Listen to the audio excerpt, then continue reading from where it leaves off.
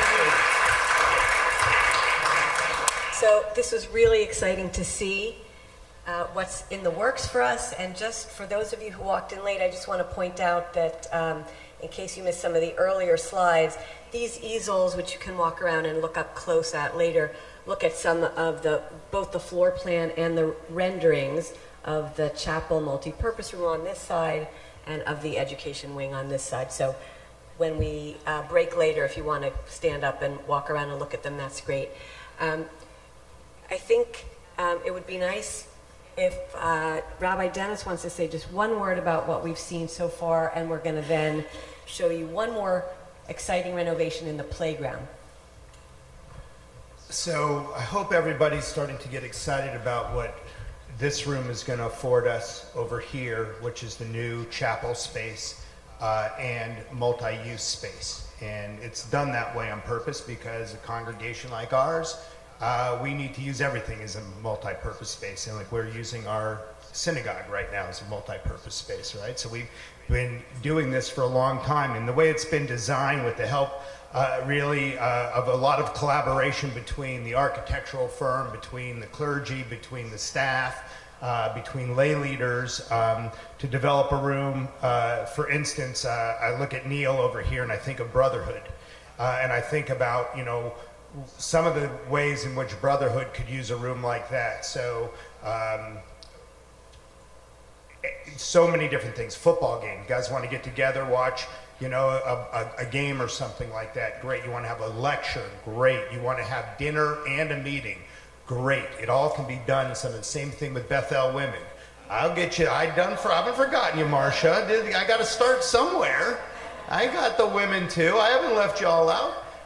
It's a place where you could have a beautiful luncheon, right? You could have a space like that. We purposefully designed, there's a bathroom in there, and there is like a kitchenette area, so it works for that. But it also works for our education program. So Rabbi Lisa, Rabbi Laura Cantor-Ilana were very much a part, together with Meredith, our Ganon director, were very much a part of designing the room to be used for multi-educational experiences. You could have one side set up like the chapel space, and the kids could be doing something with tefillah. On the other side of that wall, they could be doing a different type of class project, right? Something that we don't have the flexibility right now. From the clergy point of view, you know, we have sometimes small life cycle events, a small bar bat mitzvah, a baby naming, a small wedding. We're really going to use this beautiful chapel space to enable us to do some of the spiritual things that, you know, it's not always the right thing to do in a room this size. And congregations our size usually do have a second chapel, and it's just not something that we've ever had. So this is going to be very, very helpful in all of those things. In terms of the education wing, this also, so while we talk a lot about Ganon, and Ganon is a critically important program here, and we have those kids for massive amount of time during the day, so we really do need to make sure that it is the highest quality educational nursery school program we can possibly have. We're in competition with lots of people around us, so this really affords us to be in the same league with other places physically. We're already there in terms of the emotional care that is given to our children. We're there, and it's great, but we need to up our game a little bit in this area. But it's also been done with Rabbi Lisa's input, with Rabbi Laura's input, with Cantor-Ilana's input, to think about the multi-use aspects of that space. We don't just have nursery school kids using it, we have our religious school kids using it as well. And so as part of the process, I'm working really closely again with the architectural team, with the clergy, with the staff, with the lay leaders. We've put all this into motion to really enable us, which is the most important thing, is to do the work that we're supposed to do, right? We've always said this from the very beginning, right? Lorna will back me up on this. I said it from day one, right? The building is critically important, and the aesthetics are important, because if you're in a shabby place, you feel shabby. If you're in a place that's run down, and the ceiling is leaking and the floors are falling apart and the light isn't good and the sound, it's hard to be spiritual, it's hard to be comforted, it's hard to learn. But most important is going to always be what we do in those rooms. And so the design that we're seeing here, the design that you'll be hearing about that's going on in the other room, is designed most importantly to create a space for us as a congregation, as friends, as family, as community, as the Jewish community, to gather in order to be able to be spiritual, to be comforted, to care for one another, to make friends, right? To make our lives the best it can possibly be. So that's what we're seeing in all of these different drawings.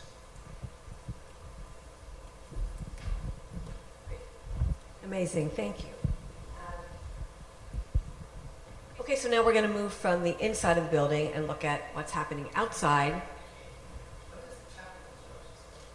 Oh, the chapel construction starts a week from today, next Monday. So the bulk of the demolition work is going to be taken care of while the Ganon students are on Christmas break, on holiday break, so that we can get at that while there's no one in the building. And the project will take roughly 14 weeks. Okay, so we're going now to transition over to the playground. I'm going to welcome and invite our Ganon director, Meredith Lee Roland, to come up and walk us through what we can expect to see in the coming months. Hi, good evening. I just want to also echo our excitement for the updated education wing as well. I have to share real quickly. 5 years ago this week, I interviewed with Rabbi Dennis for this position. And at the end of the interview, he said, "Do you have any questions?" As you know, you often do in interviews. And I said, "Yeah, well, do you have a plan for what you're going to do with the children during the remodel at Ganon?" And he said, "Yeah, they're all going to go to your house." So luckily, as far as I know, that plan is not being put into motion, at least that piece. You're not going to talk about that tomorrow. But that being said, I am elated to be working with these wonderful people and to look towards what is coming very soon. Of that same thread, we have been working towards a new yard as well. And so I'd like to share with you a little bit about what is coming in the just few short weeks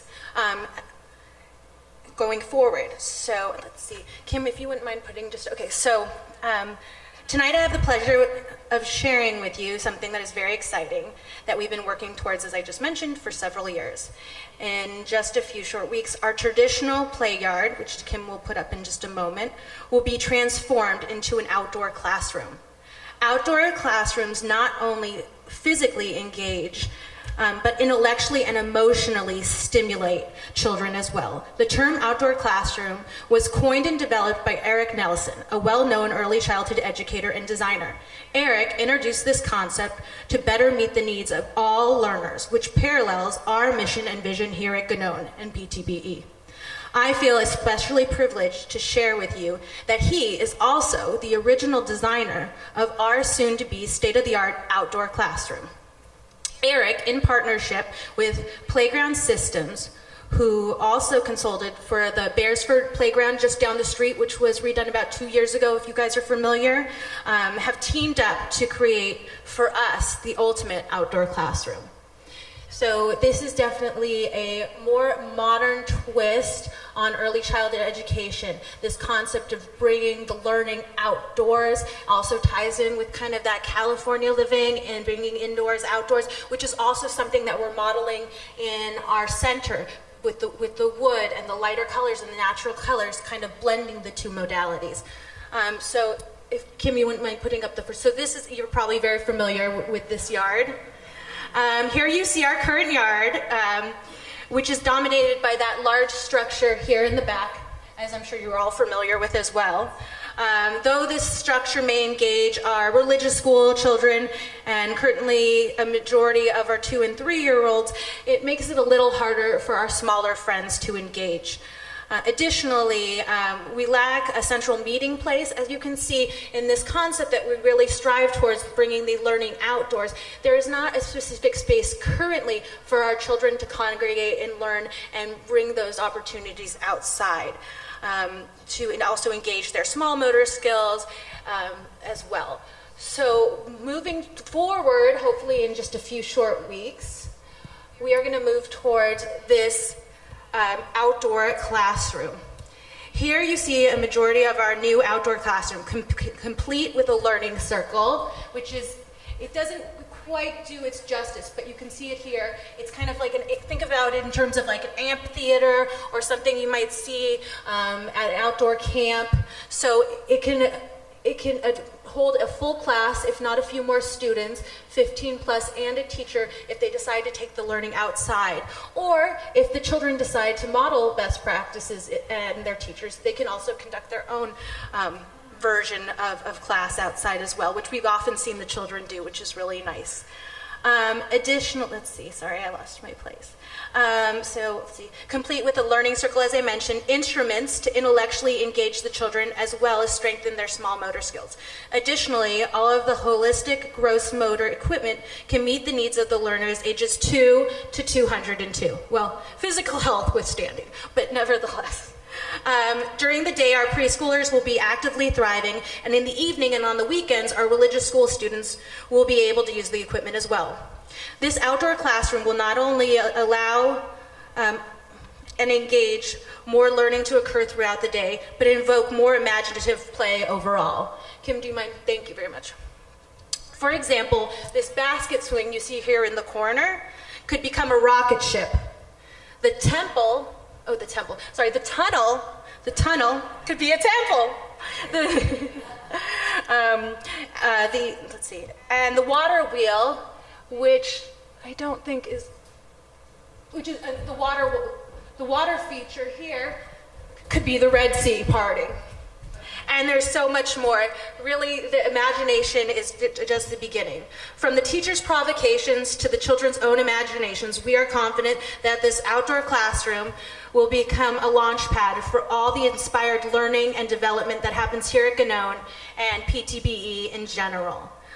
Also, just a huge, huge thank you to all of you, to the board, to the community, for making this amazing outdoor classroom finally come to fruition. Mazel tov to all of us. We are so excited. Our children are so excited. Our parents are so excited. I'm so excited. I'm to be that first one crawling through that tunnel right there, and pretending it's my imaginary temple. So we just look forward to it engaging all learners and all friends, and can't wait for Lorna to take a ride on the swing over there. Thank you. Thank you, Meredith.